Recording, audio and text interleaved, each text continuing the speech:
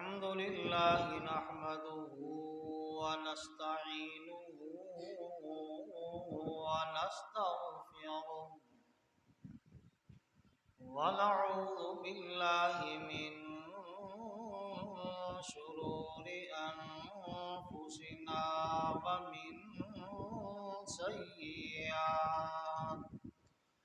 ومن سيئات أعمالنا من يهده الله فلا مضل له ومن يضلله فلا هادي له ونشهد أن لا إله إلا الله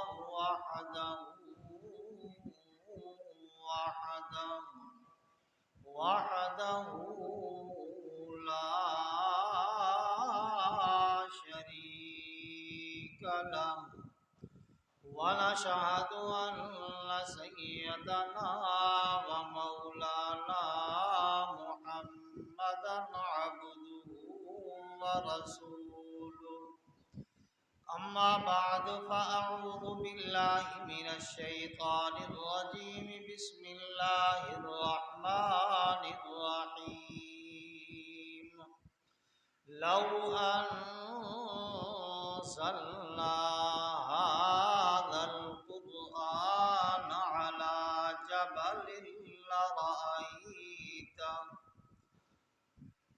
على جبل لرأيته خاشعا متصدعا من خشية الله وتلك الأمثال نضربها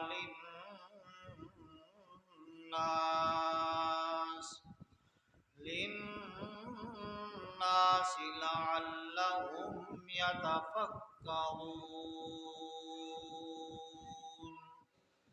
صدق الله مولانا العظيم وصدق رسوله النبي الكريم الأمين ونحن على ذلك لمن الشاهدين والشاكرين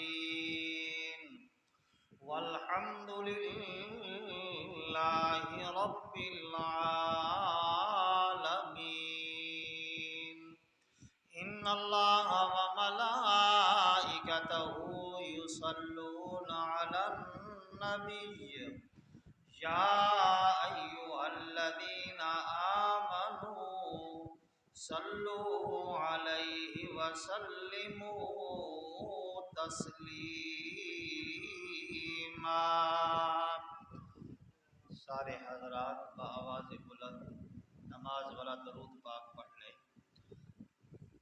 اللهم صل على محمد وعلى آل محمد كما صليت على إبراهيم وعلى آل إبراهيم إنك حميد مجيد اللهم بارك على محمد وعلى آل محمد كما باركت على إبراهيم وعلى آل إبراهيم إنك حميد مجيد يا صاحب الجمال ويا سيد البشر من وجهك المنير لقد نور القمر لا يمكن الثناء كما كان حقه بعد از خدا بزرگ تو ہی قصہ مختصر بلغ العلا بکمالہ کشف الدجا بجمالہ حسنت جمیع خصالہ صلو علیہ وآلہ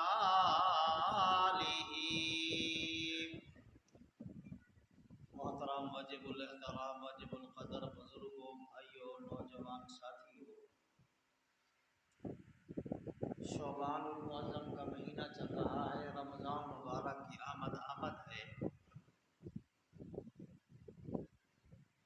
تو آج آپ حضرات کے سامنے قرآن پاک کے حوالے سے کچھ باتیں کرنی ہیں۔ آج میرے دوستو، ہم نے جو قرآن پاک کو سمجھ لیا ہے، صرف دم کروا لینا اور اسے شفا حاصل کر لینا، طویل دھاگے کے لیے اس کو استعمال کیا جاتا ہے۔ آج ہم نے یہ خیال نہیں کیا کہ آیا یہ ہمارے گھر کے اندر پڑا ہوا ہے، اس کو پڑھنا بھی ہمارے اوپر فرض ہے، اور اس کو کبھی اٹھا کر ہم دیکھ لیں، پڑھ لیں یہ قرآن ہم سے کیا تقاضا کر رہا ہے۔ میں اکثر دیکھتا ہوں کہ چھوٹے معصوم بچے گھر سے ضعیف سپارے اور قرآن پاک اٹھا کر لے آتے ہیں کہ استاد جی اس کو یہاں رکھ لو، ہمارے پاس گھر میں اس کو رکھنے کی جگہ نہیں۔ آج میرے دوستو آپ دیکھیں کہ ہم مسلمانوں کا یہ حال ہو گیا ہے کہ روزانہ ٹی وی ٹرالی کو صاف کیا جاتا ہے، موبائل جیب کے اندر ہے، بار بار وہ صاف ہو رہا ہے۔ اللہ معاف فرمائے مجھے بھی اور آپ کو بھی۔ قرآن پاک گھر کے اندر پڑا ہوا ہے، کم از کم اس کے اوپر منو مٹی چڑھ گئی ہے، اس کا کوئی خیال ہی نہیں۔ تو میرے دوستوں اور بزرگوں، قرآن پاک کے اندر آج بھی وہی تاثیر ہے جو 1400 سال پرانی تھی، جو 1500 سال پرانی تاثیر تھی قرآن پاک کے اندر، اور وہ آج بھی موجود ہے، بشرطے کہ ہم قرآن پاک سے وہ تاثیر لے سکیں۔ اب جب ہم قرآن پاک کے قریب ہی نہیں گئے، کبھی ہم نے کبھی اٹھا کر اس کو پڑھا ہی نہیں ہے، تو وہ قرآن پاک ہمیں کیا اپنی تاثیر دکھائے گا۔ تو ایک مرتبہ حرم پاک کے اندر سارے بڑے بڑے مشرک جمع تھے، اس میں قریش کے جتنے سردار ہیں سارے حرم پاک کے اندر موجود ہیں، جس کے اندر ابو لہب بھی ہے، عتبہ بھی ہے، شیبہ بھی ہے، ابو جہل بھی موجود ہے۔ سارے مشرکین مکہ وہاں جمع ہے، ان کا اور کوئی معاملہ نہیں ہے، کوئی اور منصوبہ نہیں ہے، کوئی تجارت کی غرض و غایت نہیں ہے،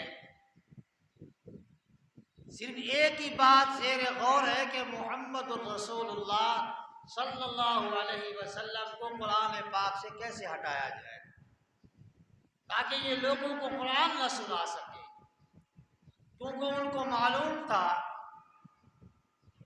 کہ محمد الرسول اللہ صلی اللہ علیہ وسلم جس کو قرآن سناتے ہیں وہ اس کا ہو کے رہ جاتا ہے،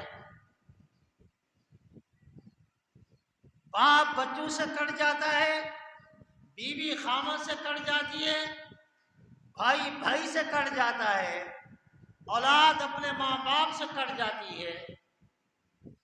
یہی معاملہ کیا جائے کہ محمد صلی اللہ علیہ وسلم یہ اللہ کا قرآن کسی کو نہ سنا سکے۔ تو اس کے اندر عتبہ نے کہا کہ یہ کام میں کرتا ہوں۔ کہا کہ تو کیا کرے گا؟ کہا یہ 3 چیزیں ہیں، یہ 3 چیزیں جس کو مل جائے بغیر محنت کے، بغیر تکلیف کے، وہ ضرور بالضرور زیر ہو جاتا ہے۔ وہ چیزیں کیا ہیں؟ سب سے پہلے مال و دولت اگر کسی کو مل جائے بغیر محنت کے، اس کو اور کیا چاہیے؟ بادشاہت مل جائے بغیر محنت کے، اور اس کو کیا چاہیے؟ عورت اگر اس کو بغیر محنت کے مل جائے، اس کو اور کچھ نہیں چاہیے۔ ہاں عتبہ، یہ تو ہمارے دماغ کے اندر بھی بات نہیں تھی۔ تو چرب الزبان بھی ہے، فصیح اللسان بھی ہے، تو محمد صلی اللہ علیہ وسلم کو زیر کر سکتا ہے۔ کہا کہ شاباش، تو جا کر محمد الرسول اللہ سے بات کر۔ عتبہ وہاں سے چلتا ہے،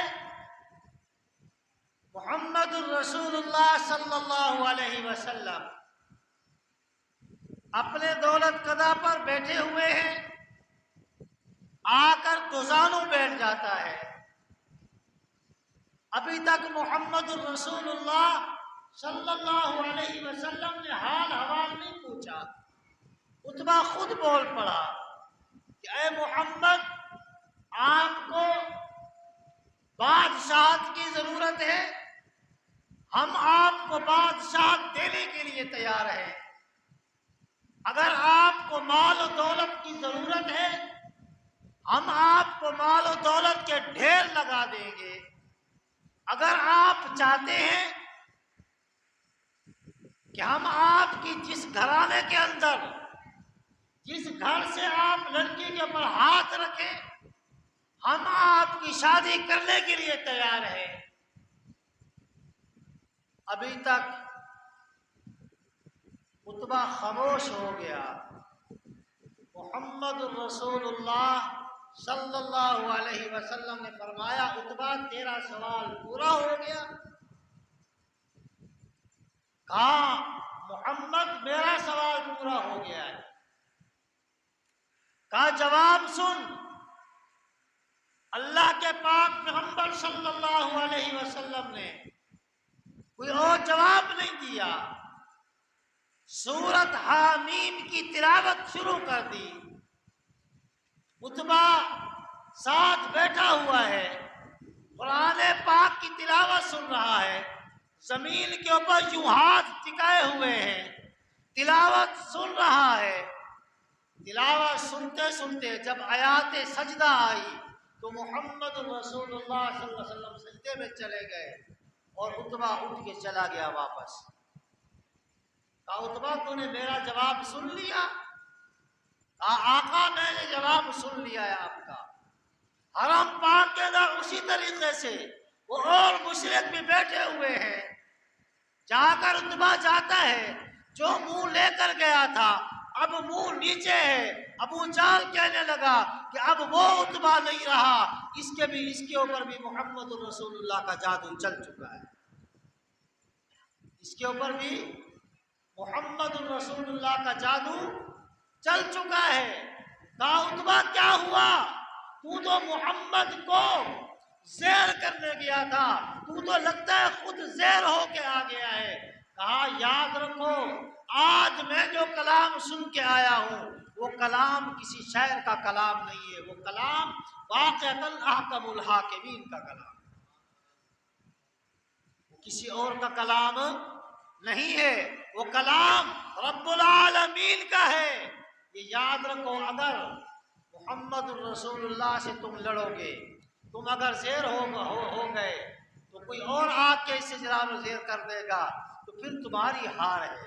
اگر اس کو بادشاہی مل گئی تو یہ بادشاہی تمہاری بادشاہی ہوگی، یہ محمد الرسول اللہ کی بادشاہی نہیں، پھر پوری تمہاری قریش کی بادشاہی ہوگی۔ میں تو کہتا ہوں کہ یہ لڑائی جھگڑا چھوڑو، اس لڑائی جھگڑے کو ختم کر دو۔ کہا کہ ہم نے تو یہ سمجھا تھا کہ عتبہ تو جائے گا محمد الرسول اللہ کو زیر کر کے آئے گا، تو خود زیر ہو کے آ گیا۔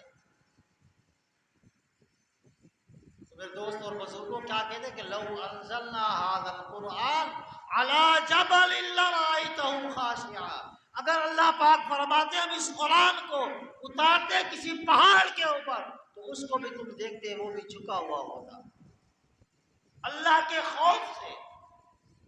آج اللہ پاک نے میرے اور آپ کے سینے کے اندر اس قرآن پاک کو اتارا ہے، آج ہم نے اس قرآن سے کیا فائدہ لیا؟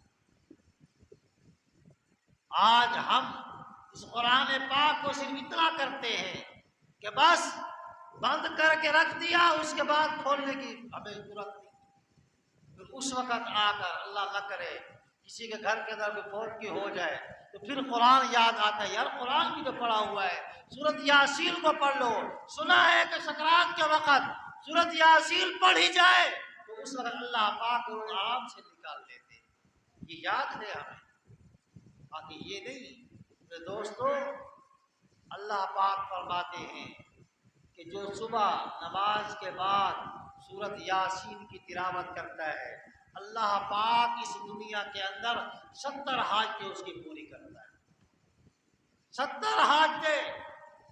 سورۃ اخلاص، قل هو اللہ احد اللہ الصمد لم یلد ولم یولد ولم یکن له کفوا احد، 4 آیاتوں کی سورت ہے یہ، 3 مرتبہ پڑھ کے پورے ختم شریف کا ثواب آپ اپنے مرحومین کو پہنچا سکتے ہیں، پورے ختم قرآن کا ثواب۔ آج ہمیں یہ بھی اللہ معاف کرے، ساری دنیا جہان کی ڈگریاں تو ہمیں حاصل ہیں، ساری دنیا جہان کی ڈگریاں، آج ہمیں سورۃ اخلاص تک یاد نہیں۔ تو میرے بھائیوں، قرآن پاک کا معجزہ آپ آج بھی موجود ہے، شرط ہے کہ ہم لینے والے ہیں۔ تو اسی کے اندر میرے دوستو، حضرت عمر رضی اللہ تعالیٰ عنہ کا بڑا مشہور واقعہ ہے، آج کا نہیں، یہ بھی 1500 سال پرانا واقعہ ہے۔ بہت بڑا قد آور پہلوان تھا یہ عمر بن خطاب رضی اللہ تعالیٰ عنہ، بہت باقا جوان تھا، تیر اندازی کے اندر اس کے بدلے مقابل کوئی نہیں تھا، تلوار بازی کے اندر اس کے بدلے مقابل کوئی نہیں تھا، نیزہ بازی کے اندر اس کے مقابلے میں کوئی نہیں آتا تھا۔ سب کو یہ پریشانی کھائی جا رہی تھی کہ محمد رسول اللہ صلی اللہ علیہ وسلم کو کس طریقے سے زیر کیا جائے۔ اب ایک ہی وقت آیا تھا کہ ان کا سر قلم کر دیا جائے، ختم کر دیا جائے، تاکہ نہ رہے بانس نہ بجے بانسری۔ تو عمر ابن خطاب رضی اللہ تعالیٰ عنہ کھڑے ہو جاتے، فرمایا میں جا کر آج محمد کا سر قلم کر کے لاؤں گا۔ چلے گئے، راستے کے اندر معلوم ہوا کہ اے عمر کہاں جا رہے ہو؟ کہا آج محمد کا قلعہ کما کرنے کے لیے جا رہا ہوں، آج ان کو توبہ نعوذ باللہ قتل کرنے کے لیے جا رہا ہوں۔ کہا پہلے اپنے گھر کی خبر تو لے، تیرا بہن اور بھنوئی دونوں مسلمان ہوں گے۔ اچھا، محمد رسول اللہ کے پاس نہیں گئے، سیدھا گھر کے اندر آتے ہیں، آ کر دیکھتے ہیں دونوں بہن اور بھائی دونوں کو ایک صحابی رسول قرآن پاک پڑھا رہا ہے۔ دروازہ کھٹکھٹایا، دروازہ کھولا گیا، بہن کو بھی مارنا شروع کیا، بہنوئی کو بھی مارنا شروع کیا، وہ بھی جو عمر ابن خطاب کی بیٹی تھی، کہا جس خطاب کا تو بیٹا ہے اسی خطاب کی میں بیٹی ہوں، اور جتنا دل کرتا ہے تمہیں اوپر ظلم کر، پر محمد رسول اللہ کا کلمہ پڑھ چکی، اب دوبارہ اس کو ہٹایا نکالا نہیں۔ میرے بھائی جب مار مار کے تھک گئے، کہا مجھے وہ دکھاؤ تو صحیح کہ تم کیا پڑھ رہے ہو، کیا تمہیں پڑھایا جا رہا ہے؟ کہا کہ اے میرے بھائی عمر، تو ابھی ناپاک ہے، تو ابھی ناپاک ہے، تو پہلے جا کر غسل کر، کپڑے بدلی کر، کپڑے بدلی کرنے کے بعد پھر پھر تمہیں یہ کتاب تیرے ہاتھ پر دی جائے گی، پھر تمہیں پڑھایا جائے گا۔ عمر آتے ہیں، غسل کرتے ہیں، کپڑے بدلی کرتے ہیں، جب پھر قرآن پاک کی سورت طٰہٰ مَا أَنزَلْنَا عَلَيْكَ القرآن لتشقى شروع ہوتی ہے جب قرآن پاک کی تلاوت ہوتی ہے، حضور کی آواز سے نہیں سنا، اس صحابی رسول کی آواز سے سنا، بہن کی آواز سے سنا، بہنوئی کی آواز سے سنا، آنکھوں سے آنسو جاری ہو گئے۔ کہا جس محمد کے اوپر یہ کلام نازل ہو رہا ہے اس محمد کے پاس مجھے بھی لے چلو تاکہ میں بھی کلمہ پڑھوں۔ دوستوں ادھر رات کو اللہ کے پاک پیغمبر صلی اللہ علیہ وسلم کعبۃ اللہ کا غلاف پکڑ کر دعا مانگتے ہیں، یا اللہ یا عمر ابن خطاب دے یا عمر ابن حشام دے، ان دونوں میں سے ایک مجھے چاہیے۔ اللہ پاک نے رات کو دعا کو قبول کر لیا، صبح عمر ابن خطاب کو اللہ پاک نے حضور کی خدمت کے اندر بھیج دیا۔ اللہ پاک نے کیا فرمایا؟ اے محبوب میں نے دلوں کو دیکھا ہے، میں نے دلوں کو دیکھا ہے اور میں نے ان کے دلوں کو جانچا ہے، میں نے تیرے لیے یہ بہتر سمجھا ہے عمر ابن خطاب کو، آج میں نے تیرے پاس اس کو بھیج دیا ہے۔ تو میرے دوست اور بزرگوں اس لیے کیا فرمایا کہ لو انزلنا هذا القرآن على جبل لرأيته خاشعا متصدعا من خشیۃ اللہ، اگر یہ پہاڑوں کے اوپر نازل ہوتا تم دیکھتے یہ پہاڑ اللہ کے خوف سے جھکے ہوئے ہوتے۔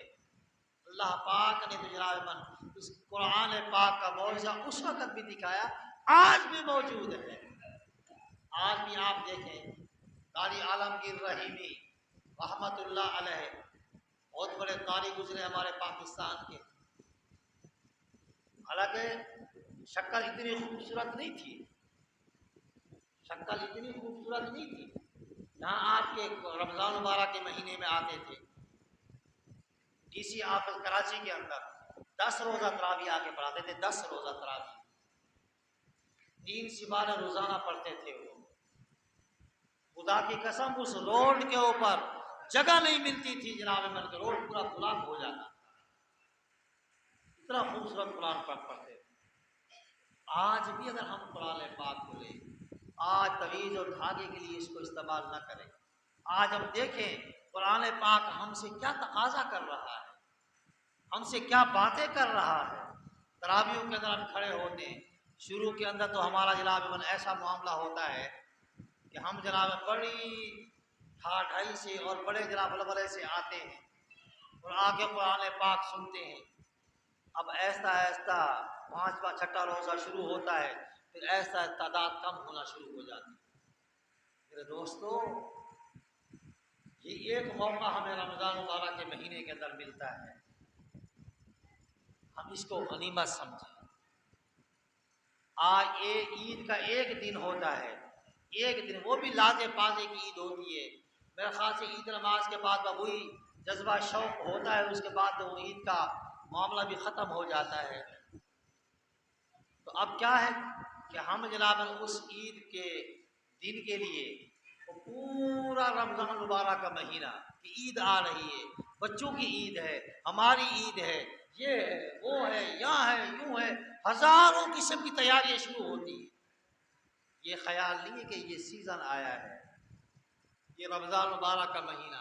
اللہ پاک نے کیا فرمایا کہ اے میرے محبوب آپ کی امت رکھے گی 1 مہینے کے روزے، 6 مہینے کے روزوں کا ثواب ہوگا اس میں۔ اور قرآن پاک روزوں کا مطلب اگر ویسے ہم تلاوت نہیں کر سکتے، ویسے اگر ہم تلاوت نہیں کر سکتے قرآن پاک کی، ہمیں ٹائم نہیں ملتا پورا ساتھ، تو رمضان مبارک کا مہینہ ہمیں غنیمت سمجھوئی۔ آگے رات کو ویسے بھی ہم فارغ ہوتے ہیں اور اس رات کے اندر ہم تراویحوں کے اندر کھڑے ہو کے اگر اس قرآن پاک کو سن لیں، حالانکہ قرآن پاک کا پڑھنا سنت ہے، اس کا سننا فرض ہے، ہم اس فرض کو ادا کر لیں، شاید ہو سکتا ہے کہ ہماری بخشش کا سامان ہو جائے۔ اور اس رات کے اندر میں نے اکثر لوگوں کو دیکھا ہے کہ تراویحاں ہو رہی ہیں، مسجد کے پاس بیٹھے ہوئے یا وہ تاش کھیل رہے ہیں یا لوڈو کھیل رہے ہیں، قرآن پاک کی آواز وہاں تک پہنچ رہی ہے، اس کے باوجود بھی مجھے بتاؤ میرے دوستو اس سے بڑا کوئی بدبخت اور بھی کوئی ہوگا؟ قرآن پاک کی آواز آ رہی ہے، स्पीकर पे कुरान पाक पढ़ा जा रहा है और वो करीब के अंदर यहाँ बैठ के यहाँ लूडो खेल रहा है या वो ताश खेल रहा है।